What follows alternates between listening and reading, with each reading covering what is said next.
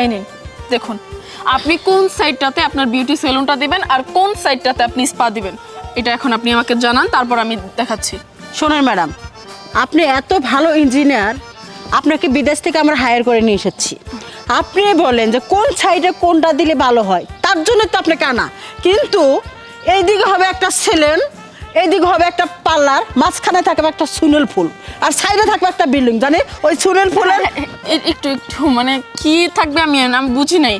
Madam আমি বলছি, মাঝখানে ওই ম্যাডাম চাচ্ছে একটা সুইমিং পুল, সেখানে সাঁতার কাটবো, বিদেশি মেয়েরা আসে, তারপর আপনার ওই টাওয়ারটা করবেন।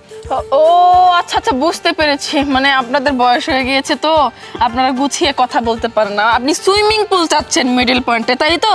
যেন ফরেন যে মেয়েগুলো আসবে সেখানে গোসল টোসল করে ডিরেক্ট স্পাতে ঢুকে যেতে পারে। ইয়েস, এটা ভালো প্ল্যান। সুইমিং পুলের উপর কাজ মানে কাজ লাগানো থাকবে, একটা সুইচ থাকবে, কাজটা সরে যাবে। যখন বিদেশি মেয়েরা ছোট পোশাক পরে তো গোসল করবে, তখন আবার ওই পানির নিচে যে একটা সুইচ দিবে যাতে কাজটা আটকে যায়, কোনো ছেলেরা না দেখতে পারে। এইটুকুর ভিতরে আপনি এত ভালো সিস্টেম করতে পারবেন না। এখানে সুইমিং পুল দিলে সাঁতারটা কাটবে কিভাবে, এটা আপনি স্কিপ করুন, এটা অন্য পাশে দিয়ে দেবেন। না না, নো নেবার। তাহলে এই যে বিল্ডিংটা, এই যে মানে ছেলেদের চুল কাটানো আর মেয়েদের যে পার্লারটা, এই দুটো অ্যাডজাস্ট করে দেন। নিচতলায় মেয়েরা পার্লার থাকবে, ছেলেরা উপরে চুল কাটবে। তাহলে আমার সুইমিং পুলটা একটু বড় হয়ে গেল, ওই দিকটা সুবিধা হয়ে গেল।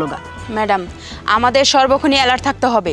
জি, কোনো বহিরাগত শত্রুর আক্রমণের হাত থেকে আমাদের ইঞ্জিনিয়ার ম্যামকে রক্ষা করতে হবে। স্যার, ওয়া গেছে 20 টাকা দেন। পায়েল, আমার পায়েল, আমার মাইয়া, পায়েল, আর কি Payel, ডেভোডিল on, ডেভোডিল 2 attack.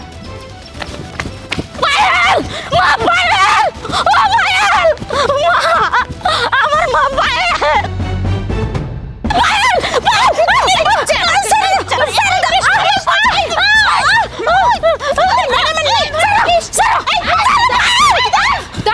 Sorry ma'am, এভাবে আসলে পসিবল না। 100 কোটি টাকা বাজেট আপনার, এর মধ্যে এতগুলো প্রজেক্ট কমপ্লিট করা আসলে আমার পক্ষে হবে না। নো নেবার, আমি এই কথাটা মেনে নিতে পারছি না। আমি 100 কোটি টাকা বাজেট করেছি, 110 কোটি করবো এখন, সমস্যাটা কি? তুই কেমন আছিস মা?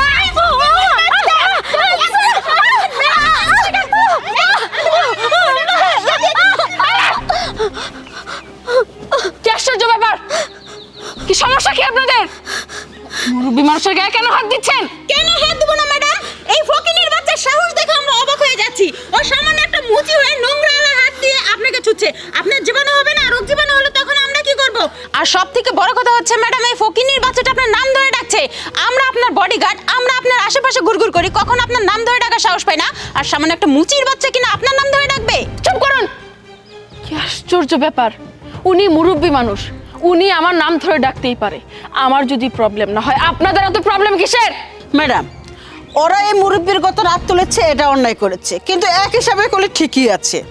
এই মুরব্বিটা আপনাকে জড়াই ধরেছে, আবার আপনি নাম ধরে ডেকেছে, এটা বিশাল বড় একটা অন্যায়। ঠিক আছে, তাহলে এই মুরব্বিটাকে আরো কিছু মারা হোক। ম্যাডাম আমি একটা কথা কিছুতেই বুঝতে পারছি না, আপনি দেশের একটা সেরা ইঞ্জিনিয়ার হয়ে সামান্য একটা রাস্তার মুচির পক্ষ নিয়ে আমাদের মতো দামি দামি লোকদের কেন কথা শোনাচ্ছেন, বিষয়টা বলবেন কি? আপনাকে তো এত বলার সময় নেই আমার। আমি যা করেছি বেশ করেছি, প্রতিবাদ আমি করবই। কেন আপনি প্রতিবাদ করবেন এই ফকিরের মহিলার জন্য? কারণ উনি আমার মা। মা? হ্যাঁ, উনি আমার মা। আমি ভেবেছিলাম আমার মা হয়তো মরে গেছে, আমি কখনো কল্পনাও করিনি যে আমার মা এখনো বেঁচে আছে। এত বছর পর আমি আমার মাকে আবার আমার কাছে ফিরে পাবো। জানেন, আমার থেকে খুশি এখন কেউ না। আমি জানি না আমার মা এত বছর কোথায় ছিল, মা কেমন ছিল, কিন্তু এই তো দেখুন আমার সুস্থ মা আমার পাশে দাঁড়িয়ে আছে। মা, মা তুমি কি আমাকে চিনতে পারছো? আমি তোমার সেই ছোট্ট মেয়ে পায়েল। তুমি কি আমাকে চিনতে পারছো? ও মা, আমি চিনছি, তুই তো আমার নারী চিরন্তন। আমি তোরে জন্ম দিয়েছি, আমি তোরে পেটে ধরছি। ও মা, আমার মাথা ঠিক ছিল না দেখে কই জানি গেছিলাম গা, কিন্তু এখন আমি সুস্থ আছি, আমি আমার মায়ের চিনছি। দেখেছেন, আমার মা আমাকে চিনতে পেরেছে। শুনুন না, আপনাদের সাথে এখন আমি কোনো মিটিং করতে পারবো না। আমি আমার মাকে নিয়ে এখন আমাদের গ্রামের বাড়িতে যাবো। আমি ওই ঢাকাতে আর থাকবো না। আমি আমার মাকে অনেক বছর পরে ফিরে পেয়েছি। আমি এখন আসি। মা, তুমি আমার সাথে চলো। মাই গড, মার্ডার জন্য এত কষ্ট করেছি, হোয়াট ইজ দিস? কিন্তু আমাদের প্রজেক্টটা কি হবে? ম্যাডাম রে, এত টাকা পয়সা দিয়ে নিয়ে এসেছি, অগ্রিম 10 লক্ষ টাকা দিয়েছি। হ্যাঁ, ম্যাডাম তো বলেছে 10 দিন সময় নিয়েছে, 10 দিন পরে আমাদের কাজ করে দেবে। ও, তাহলে প্রজেক্টটা বিষয় আমরা চলো অফিস রুমে আলাপ চলো করি। চলো